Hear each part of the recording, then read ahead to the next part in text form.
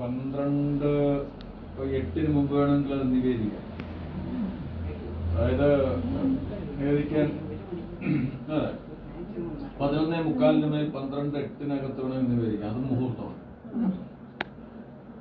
അപ്പൊ അത് പൂജയുടെ ഒരു വിഷയത്തെ ബാധിക്കില്ല. നമ്മളുടെ മറ്റത് 12:34 അപ്പൊ അതിൽ ആൾക്കാർക്കെല്ലാം ഇതിൽ പങ്കെടുക്കാനും അവിടെ ഇതൊക്കെ ഒതുക്കി വെച്ചിട്ട് അപ്പൊ ആ സമയം കൂടെ നോക്കാം.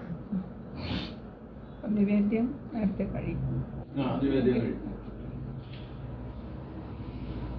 9:46 മേൽ ആരംഭിച്ചു. 9:46 ശേഷം അടുപ്പ് വരും. അത് ഇവിടുന്ന് അകത്തുനിന്ന് തീ പകർന്നു കൊടുക്കുന്നതാണ്. അത് 9:46 ശേഷം 9:46 മേൽ ആരംഭിക്കാം. 9:46 മേൽ പൊങ്കാല ആരംഭിച്ച് 11:45 മേൽ 12:15 മുഹൂർത്തത്തിൽ നിവേദിക്കും.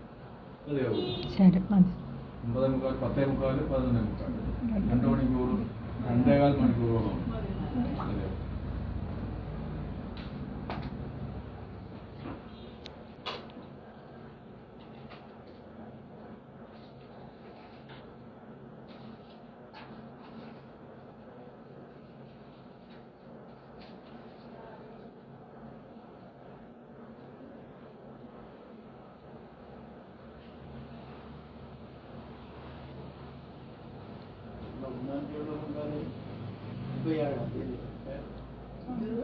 അത് മാറ്റം പാടില്ല.